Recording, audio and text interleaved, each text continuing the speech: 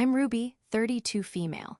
I live in a quiet city in an apartment that finally feels like my own. For most of my life, my home was just a place where I slept before going back to work to support my family. I'm a senior data scientist, a job that took years of relentless study and grueling hours to secure. It pays well, but for a long time, you wouldn't have known it by looking at my life. All of my success, all of my income, was funneled into one person, my younger sister, Stephanie. For her entire life, I was told it was my job to provide for her, to make sure she had everything she ever wanted. But it was on her 25th birthday, after I gave her a gift that represented years of my sacrifice, that I finally realized I wasn't her sister. I was just her bank. And when she threw my gift back in my face, I decided to close that bank for good. Before this story unfolds, I'd love to connect with you. Please let me know in the comments where you're watching from and what time it is in your corner of the world. It's amazing to see how far these stories can travel. In my family, there were two distinct roles. I was the responsible one, and my sister, Stephanie, was the celebrated one. From the day she was born, 7 years after me, she was treated like a precious, delicate thing that the world should bend over backward to accommodate. I was simply the tool to help with the bending. My father, Robert, a retired engineer, had always been a brilliant man with numbers but a complete failure with emotional currency. He saw my academic achievements not as something to be proud of for my sake, but as a future investment in the family's comfort, specifically Stephanie's. My role was to get a good job so she could follow her dreams without the burden of financial reality. Those dreams, as it turned out, involved becoming a social media influencer, a career path that seemed to consist mainly of taking pictures in expensive clothes in exotic locations, all funded by me. Stephanie's 25th birthday was treated less like a personal milestone and more like a national holiday in our household. For months, it was all anyone talked about. She didn't want a simple party, she wanted an event. A catered affair at a rented-out modern art gallery downtown, with a specific DJ she followed online, a custom-designed cake that cost more than my first car, and a guest list filled with other influencers I was sure were just as vapid and entitled as she was. The theme was diamonds and champagne, which, in retrospect, was a painfully ironic choice. Who was paying for all this? You guessed it, I was. The bill was creeping towards $30,000, a sum that made my stomach churn every time I thought about it. When I'd hesitantly brought up the cost to my father, he'd simply patted my shoulder and said, "Come on, Ruby, she's only 25 once. You're doing so well, you can afford to make your little sister happy." It was the same logic he'd used my whole life. When I was 16, I worked a summer job to save for a school trip to Europe. A week before the final payment was due, my father borrowed the money to buy Stephanie a pony for her 9th birthday. I never went on the trip. When I got my first major bonus at work, I planned to finally pay off my student loans. Instead, it went towards a down payment on a brand new car for Stephanie because her old one was, and I quote, "a boring color."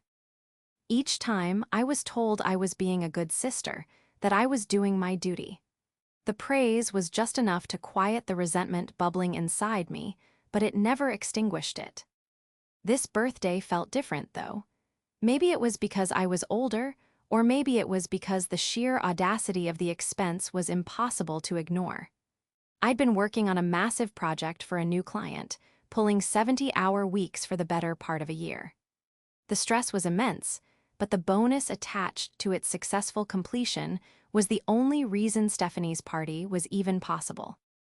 That bonus was supposed to be my escape fund, a down payment on a small condo of my own, a chance to finally separate my life and my finances from my family's suffocating grip. But once again, Stephanie's wants had eclipsed my needs. The night of the party, the art gallery was gleaming. White lights twinkled, champagne flowed freely, and a low thumping beat from the DJ filled the cavernous space. Stephanie was in her element, gliding through the crowd in a silver sequin dress that probably cost a month's worth of my groceries. She was flanked by her equally self-impressed boyfriend, Matthew, a junior marketing manager who seemed to think his association with a minor influencer made him a celebrity. He greeted me with a condescending nod. "Ruby, great party. Stephanie is so lucky to have a sister who can, handle the details. He gestured vaguely at the expensive decorations, the implication clear. I was the boring, practical workhorse, not one of the glamorous people. I found my fast. Near the bar, looking proud. "Look at her, Ruby," he said, his eyes misty. "She's so happy. This is what all your hard work is for." He said it with such sincerity that, for a fleeting moment, I almost believed him. I almost felt the familiar warmth of familial duty wash over the cold stone of resentment in my gut. But then I saw Stephanie pose for a photo, laughing a fake, theatrical laugh for a friend's camera, and the feeling vanished. This wasn't about her happiness. It was about her performance of happiness, a spectacle I was forced to produce. My only real friend there was Zoe, a lawyer I'd known since college. She understood my family dynamic better than anyone. She found me by the silent auction table, where people were bidding on ludicrous items. "You okay?" she asked, handing me a glass of water. "You look like you're about to short-circuit." I gave her a weak smile. "Just trying to calculate the return on investment for this thing. So far, it's looking pretty bleak." "The only thing you should be investing in is a one-way ticket out of here," she said, her tone serious. "You know I'm right." I did know she was right. But the web of obligation my father had spun around me was thick and sticky. For years, he'd framed my support as the very thing holding our family together after my mother passed away when I was in college.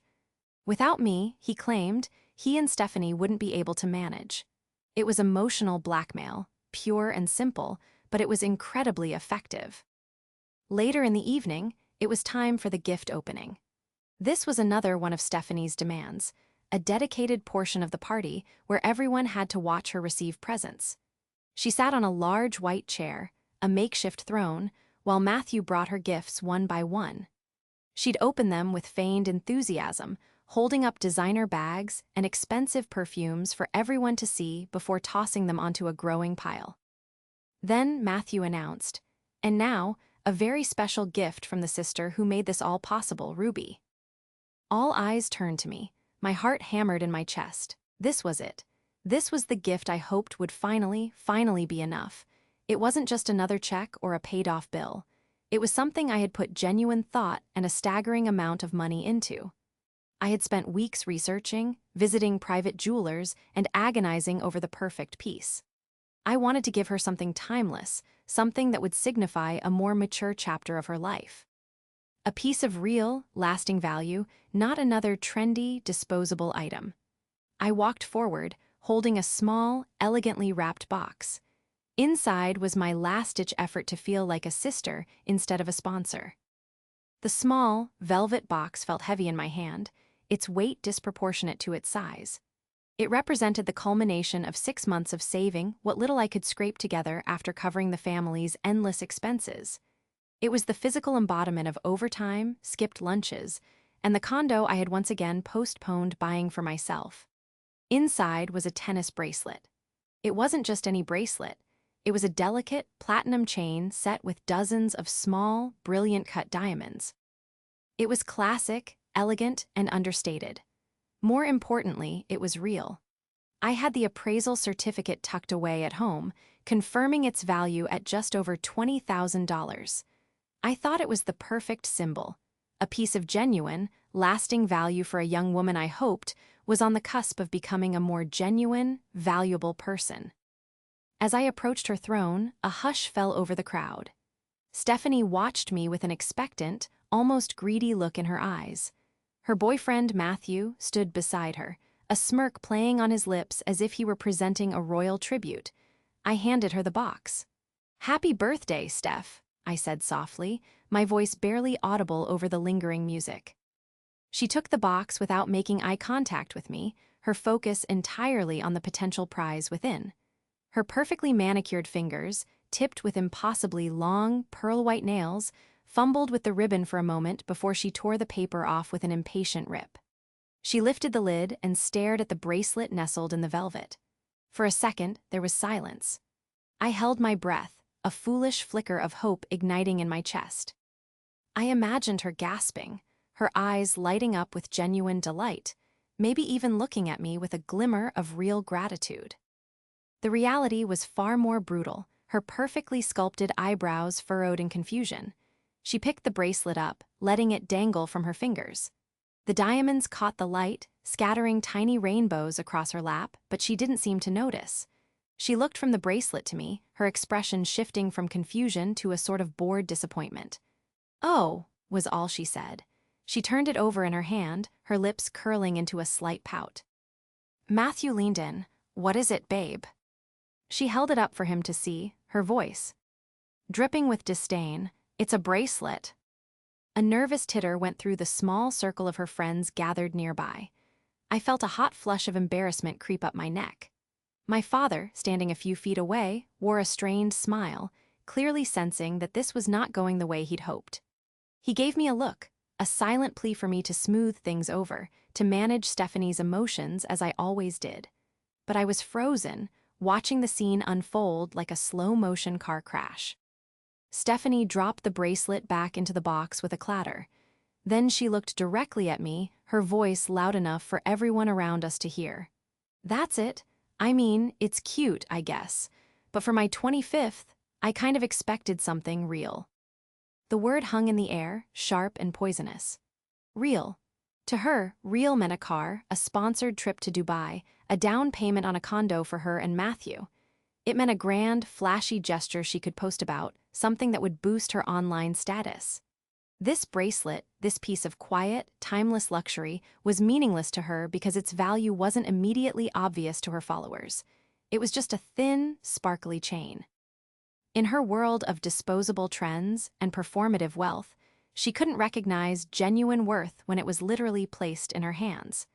The irony was so thick it was suffocating. My heart didn't just break, it felt like it turned to stone.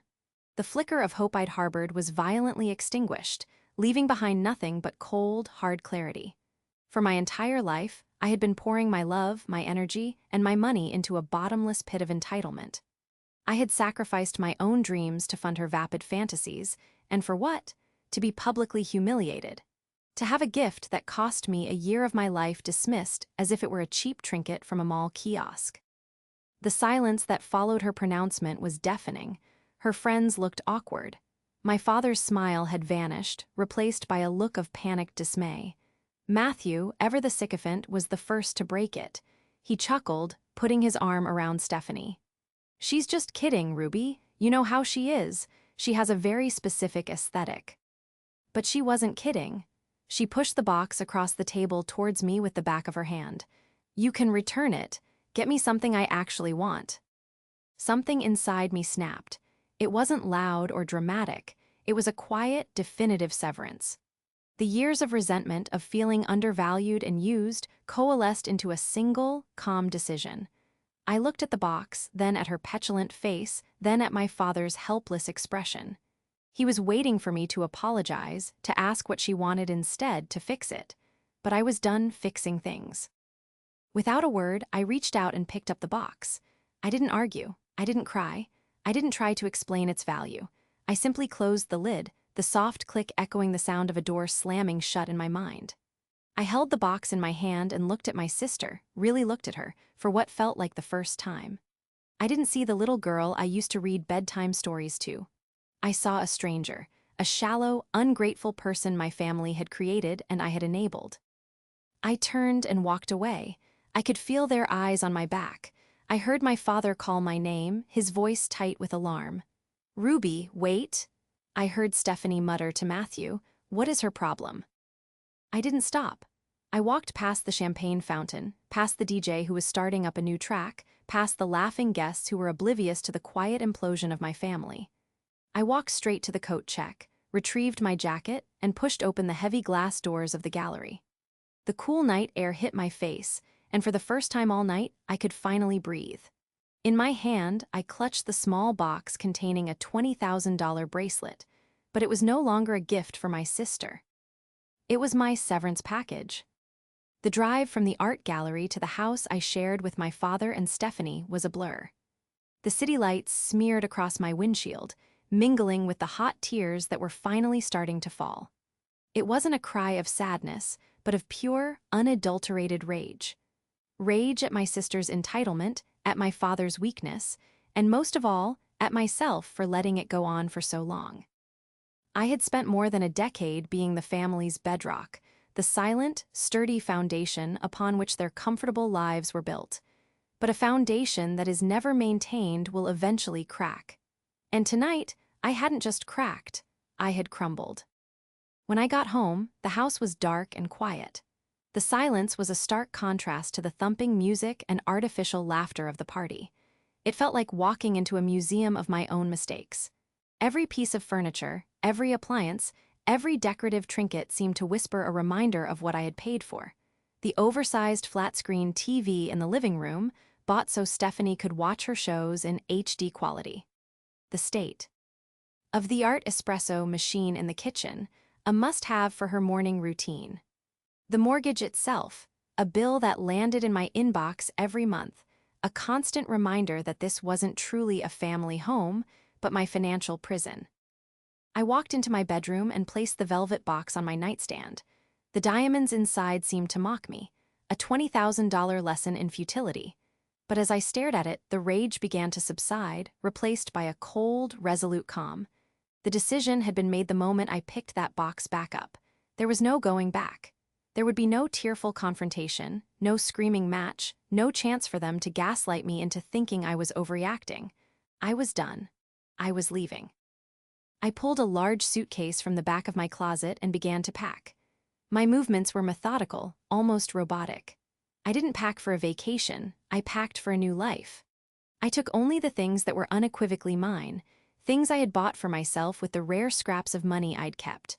My work clothes, a few casual outfits, my books, my laptop, my degree framed on the wall, my personal documents.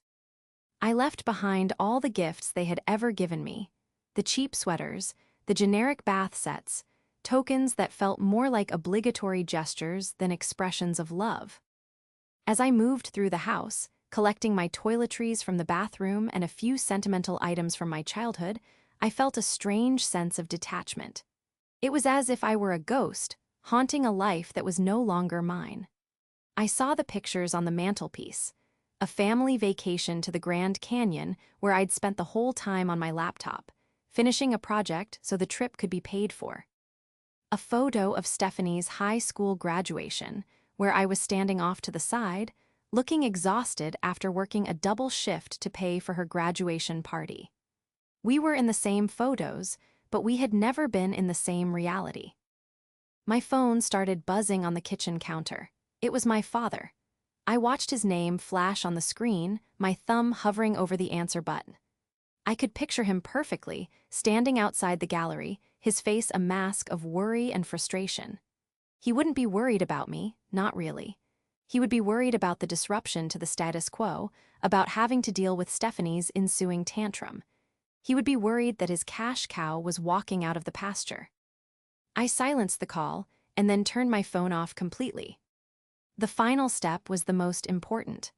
I went to my desk and wrote a short, simple note. It wasn't an emotional plea or an angry tirade. It was a statement of fact. Dad, I am leaving. I have paid the mortgage and all the household bills for next month to give you time to make other arrangements. After that, you are on your own. Do not try to contact me. Ruby. I propped the note up on the kitchen table where he would be sure to see it. Then, I sat down at my laptop and logged into my bank account. The numbers on the screen told the story of my servitude. My checking account, where my hefty salary was deposited, was perpetually near empty by the end of each month. I looked at the long list of automatic transfers and bill payments. The mortgage, the electricity, the water, the internet, the cable package with all the premium channels Stephanie couldn't live without, the insurance for her car, her cell phone bill, the payments for her credit card. One by one, I canceled them all. I set a final, one-time transfer to my father's account, enough, as my note said, to cover the next 30 days. It was more generous than they deserved, but it was for my own peace of mind. I wanted a clean break, with no claim that I had left them destitute overnight. I transferred the remaining balance of my savings, the money I had foolishly earmarked for the party and the bracelet, into a new account at a different bank that I had opened weeks ago on the advice of my friend Zoe. It was a contingency plan I had hoped I would never need, but I was intensely grateful for it now. With my digital ties severed, I took one last look around the house. It didn't feel like home anymore. It felt like a stage, and my role in the family drama had just ended. I picked up my suitcase, walked out the front door, and didn't look back. As I drove away, the streetlights illuminated the quiet, manicured lawns of the suburban neighborhood. It was the picture of a perfect life, a life I had worked tirelessly to provide for my family. But it was a picture I was no longer a part of. And for the first time in as long as I could remember, I felt a profound sense of freedom. I didn't know where I was going to end up, but I knew one thing for sure. I was finally moving forward, and I was doing it alone. I drove straight to the one place I knew I would be safe, Zoe's apartment. She lived in a chic, modern high-rise downtown, a world away from the suburban prison I had just escaped. When I called her from the lobby, my voice cracking, she didn't hesitate. "Come on up. The spare room is already yours." When she opened the door, she took one look at my tear-streaked face and the suitcase in my hand and pulled me into a fierce hug. "It happened, didn't it?" she said. It wasn't a question. I nodded, unable to speak, and just let myself be held. In the safety of her apartment, the adrenaline that had fueled my silent exit began to drain away, leaving me feeling hollow and shaky. I told her everything: the bracelet, Stephanie's cruel words, my father's silent complicity, the finality of my decision. I half expected her to say I was being too rash, that I should talk to them. But Zoe wasn't that kind of friend. She was a lawyer, an S. He thought in terms of logic, evidence, and decisive action. She listened patiently, her expression growing more and more grim. When I finished, she handed me a glass of wine and sat across from me. "Good," she said, her voice firm.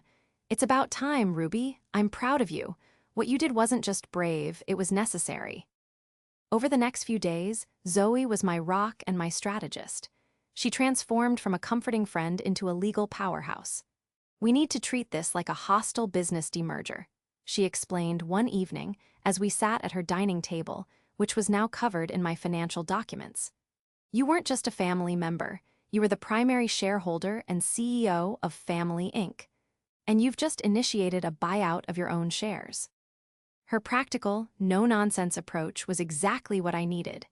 It allowed me to compartmentalize the emotional turmoil and focus on the logistical steps of untangling myself. The first thing we did was draft a formal letter. It was cold, clinical, and legally precise. It stated that as of a specific date, I was terminating all informal financial support for Robert and Stephanie. It listed, in excruciating detail, every single bill I had been paying, from the mortgage down to Stephanie's monthly subscription boxes. It recommended they seek financial counseling and informed them that any further communication should be directed through Zoe's law firm. We sent it via certified mail, ensuring they couldn't claim they never received it. "This," Zoe said, tapping the letter, "is our shield. It prevents them from harassing you or trying to claim you abandoned them without warning. You've given them a month's notice and a clear statement of intent. You've done more than enough." Meanwhile, the first few days of silence from my family were eerie. I knew they must have returned from the party to find my note, but my phone remained dark and silent as I'd left it off. I was terrified to turn it on, so I bought a new phone with a new number. Only Zoe had it. The silence felt like the calm before a storm. They were probably assuming this was just a phase, a dramatic sulk that would end with me coming home, tail between my legs, ready to apologize for my overreaction. They had no idea that the ground beneath their feet was about to give way. The 30-day clock I had started was ticking. The first week passed, then the second. I imagined the mail piling up, the envelopes with clear plastic windows showing overdue amounts being tossed aside, unopened. I knew my father's habits. He ignored any mail that looked like a bill, because for the last 15 years, he hadn't needed to open them. They were my problem. The first sign that reality was beginning to dawn on them came about 2.5 weeks after I left. Zoe received a call at her office. It was my father. He sounded, according to Zoe, more annoyed than worried. "I think Ruby is having some kind of breakdown," he'd said. "She left this ridiculous note, and her lawyer friend sent an even more ridiculous letter. Can you please tell me where she is? Her sister's Netflix account stopped working, and we need her to fix it." Zoe's retelling of the conversation was chilling. He hadn't mentioned the mortgage, the car payments, or any of the major financial obligations. His first concern was a streaming service. It was proof of how deeply disconnected from reality they were.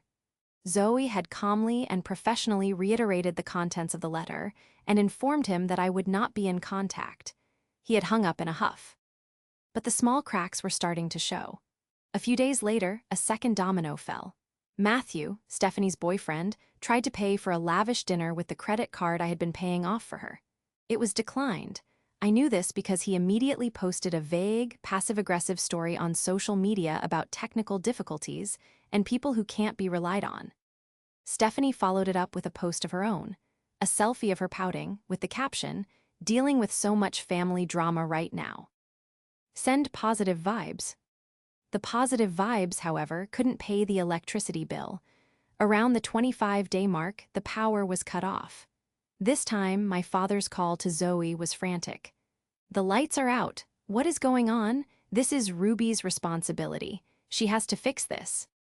Zoe remained impassive. "As stated in the letter from my office, Mr. Henderson, Ruby is no longer responsible for the household finances. You were given 30 days' notice to make new arrangements." The storm had arrived.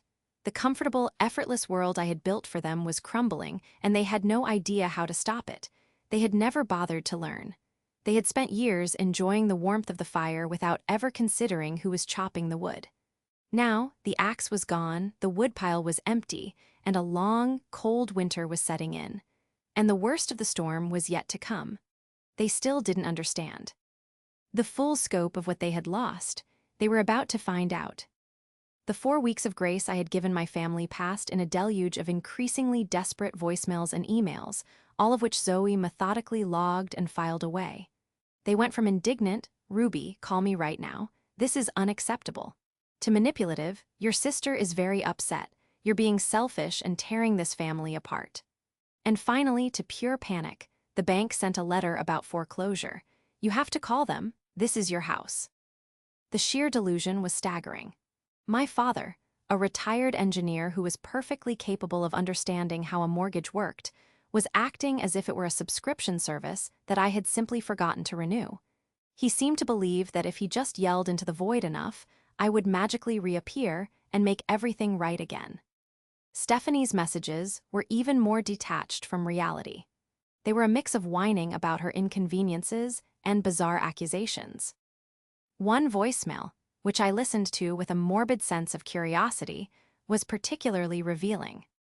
"Ruby, my followers are noticing that I haven't posted any new content in a week," she'd wailed, her voice shrill. "My engagement is dropping.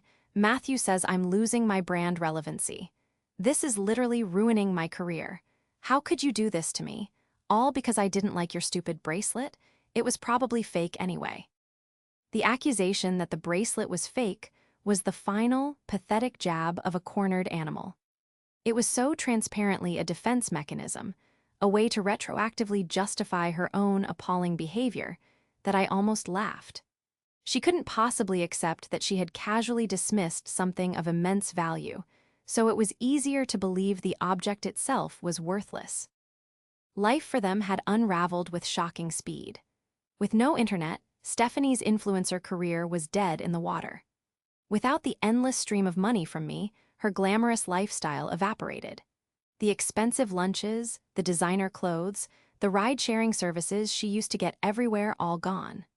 Matthew, whose attraction to Stephanie seemed directly proportional to her social status and spending power, was becoming noticeably distant.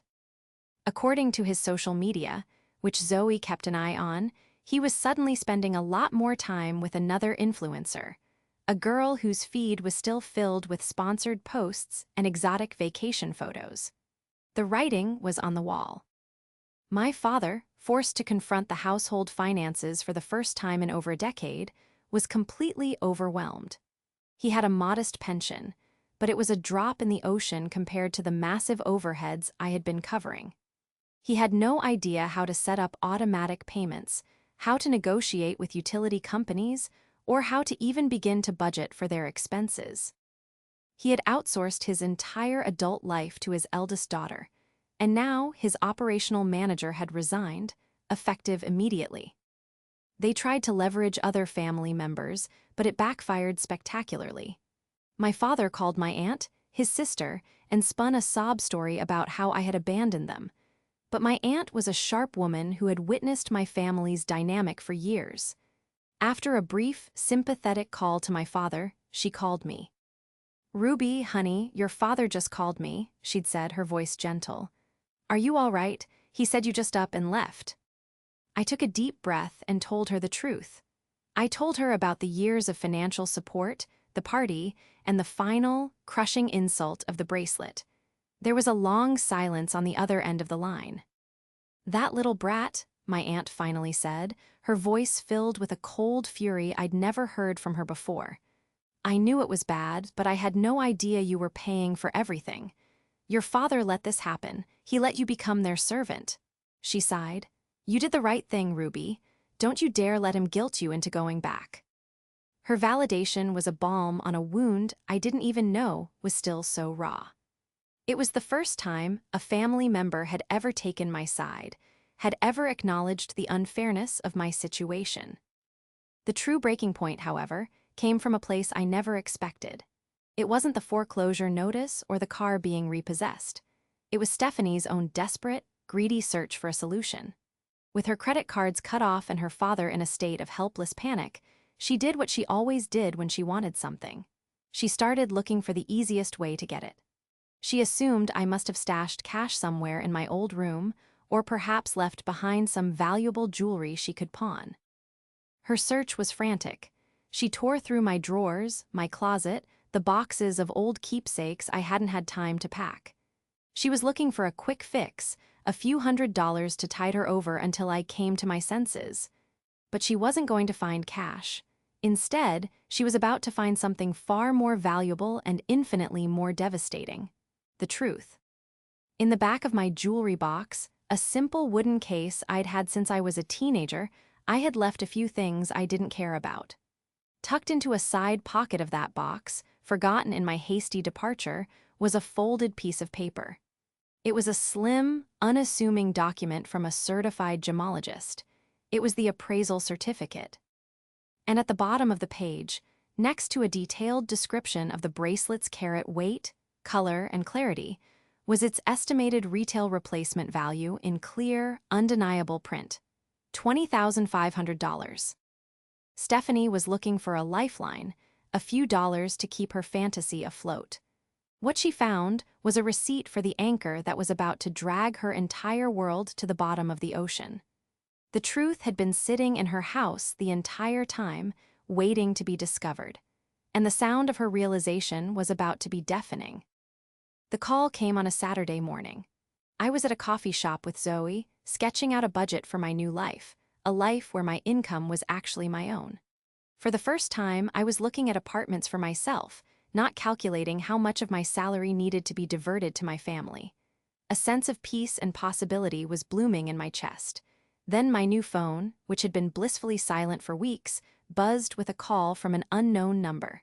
I instinctively knew who it was. Zoe nodded at me, put it on speaker. "It's time." I answered the call, my hand trembling slightly. "Hello." "Ruby, oh my God, Ruby, you have to come home." It was Stephanie, her voice a hysterical shriek. It wasn't the whiny, entitled tone I was used to. This was the sound of pure, gut-wrenching panic. I saw the paper, the receipt. I remained silent, letting her frantic words fill the air. $20,000, was it really $20,000? She sobbed, her voice breaking. "I didn't know, I thought it was just some cheap, sparkly thing. Why didn't you tell me? You let me think it was fake. You did this on purpose." The blame, as always, was deflected. In her mind, her ignorance was my fault. Her actions were a consequence of my supposed deception. The classic narcissist's prayer: that didn't happen. And if it did, it wasn't that bad. And if it was, that's not a big deal. And if it is, that's not my fault. And if it was, I didn't mean it. And if I did, you deserved it. Stephanie was cycling through all the stages at once. I didn't let you think anything, Stephanie, I said. My voice steady and cold. I gave you a gift. You looked at it and decided it was worthless. That was your assessment, not mine. But I didn't know, she repeated, as if that were a magic incantation that could undo everything. If you had told me how much it cost, I would have loved it. We could have sold it. We could have used that money to pay the bills. Why are you being so selfish? And there it was, the truth in its ugliest form. Even now, she didn't see the bracelet as a gift, as a symbol of my affection and sacrifice. She saw it as a commodity, an asset to be liquidated. Her regret wasn't about hurting me, it was about miscalculating the market value of her own cruelty. She wasn't sorry for what she did, she was sorry she'd thrown away a winning lottery ticket. I could hear my father's voice in the background, muffled but agitated. He was likely just as horrified, not by his daughter's greed, but by the financial opportunity they had squandered. The money from that bracelet was never going to be used to pay the bills, Stephanie, I stated calmly. It was a gift. It wasn't a bailout, and since you didn't want it, I returned it. This was a lie, but a necessary one. I hadn't returned the bracelet. It was safely tucked away in a bank's safe deposit box, a tangible reminder of the day I bought my freedom. But she didn't need to know that. A wail of despair erupted from the phone. You returned it. No, how could you? That was my money. You stole my birthday present. The sheer audacity of that statement almost made me gasp. I stole nothing, I said, my voice dropping to an icy whisper. You rejected it. You pushed it away and told me to get you something you actually wanted. Remember, you made it very clear that the gift had no value to you. I simply took you at your word. Dad, she's lying, Stephanie shrieked, no longer talking to me. She's trying to punish us. My father came on the line, his voice strained and desperate. Ruby, please, your sister is very upset. We're all very upset. There's been a terrible misunderstanding. If you had just explained. Explained what, Dad? I cut him off, my patience gone. Should I have handed her the gift with the price tag still on? Would that have made it acceptable? Should I have presented it with a balance sheet of my own suffering so she could appreciate it? The problem isn't that she misunderstood the bracelet's value. The problem is that for her entire life, you taught her that nothing has any value unless it serves her immediate desires. You created this, Dad. You and I both did. You did it by spoiling her, and I did it by paying for it, but I'm done. There was a stunned silence. I had never spoken to my father like that before. I had always been the dutiful, respectful daughter, but that daughter was gone. What are we supposed to do? He finally asked, his voice small and defeated. The bank. They're not listening to me. They say the house is going into foreclosure. I would suggest you hire a financial advisor, I said, echoing Zoe's earlier advice. You have a pension. You can sell the house and downsize. Stephanie can get a job, a real one this time. Get a job, Stephanie screeched, having grabbed the phone back. My job is being an influencer, a job you ruined. No, Stephanie, I said, preparing to end the call and the conversation for good. Being an influencer was your hobby. My job was your career, and your career is over. I hung up the phone before she could respond. The coffee shop buzzed around me, but I felt like I was in a soundproof bubble. Zoe reached across the table and squeezed my hand. Her eyes were shining with pride. That, she said, was the final invoice, and you just marked it paid in full. I looked down at my own hands, no longer shaking. Stephanie had found the receipt and finally understood the monetary value of what she'd lost, but she would never understand the real cost. She had thrown away far more than a $20,000 bracelet. She had thrown away the one person who had been willing to sacrifice everything for her, and that was a debt she could never repay. The months that followed the phone call were a study in consequences. The fallout for my family was swift and brutal. Just as I had predicted, my father was forced to sell the house. It was a short sale, a desperate move to avoid the finality of foreclosure, and it wiped out what little equity he had left. The beautiful suburban home I had spent a decade paying for, the stage for Stephanie's perfect life, was gone. They moved into a small, two-bedroom rental apartment in a less desirable part of town. The shock to their system was profound. My father, who had been comfortably retired for years, had to go back to work. He found a part-time job as a consultant, but his skills were rusty, and the pay was a fraction of what he used to make.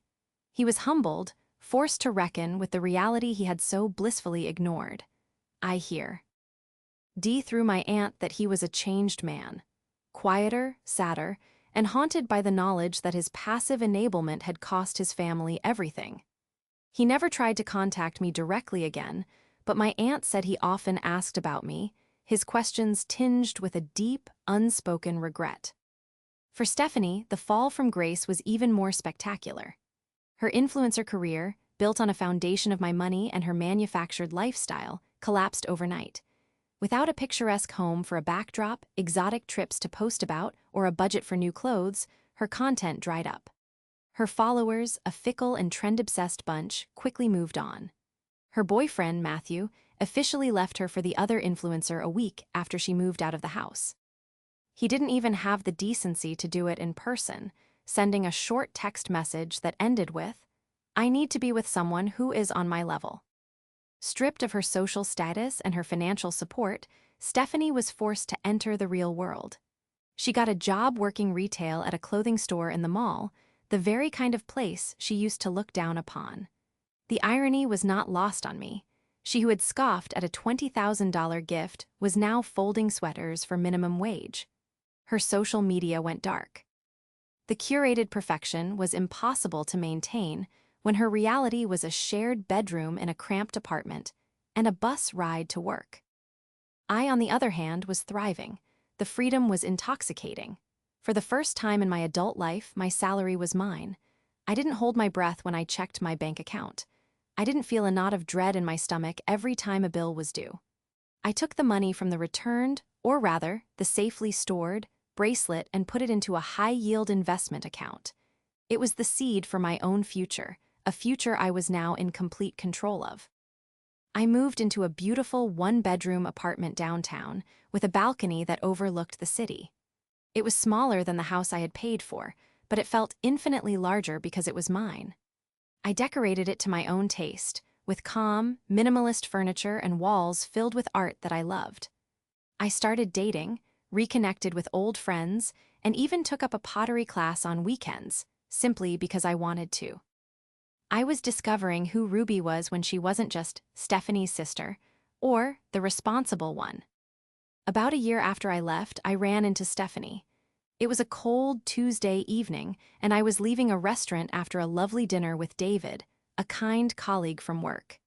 As we walked out, I saw her standing at a bus stop across the street. She was thinner, and the expensive designer clothes were gone, replaced by a simple, practical coat. Her hair was pulled back in a simple ponytail, and she wore no makeup. She looked her age for the first time, stripped of the artificial glamour she had always hidden behind. Our eyes met across the traffic. A flicker of recognition, then shame, crossed her face. She looked away quickly, hunching her shoulders against the cold. In that moment, I felt a strange pang in my chest. It wasn't pity, not exactly. It was a kind of distant sorrow for the relationship we could have had, the sister she could have been if she hadn't been so warped by entitlement. I thought about crossing the street, about saying something. But what was there to say? The damage was done, the lessons had been learned, and our paths had diverged so completely that there was no bridge left to cross. The bus arrived, and she got on without looking back. I realized then that the story wasn't just about the bracelet. The bracelet was just the catalyst, the symbol of a broken dynamic. The true cost of my family's behavior wasn't the $20,000 she'd so casually dismissed. It was the years of love she'd taken for granted, the respect she'd never learned to give, and the sister she had lost forever. She had thrown it all away, and no amount of money could ever buy it back. As David and I walked on, he gently took my hand and I smiled. The past was behind me. The future, for the first time, was bright, clear, and entirely my own.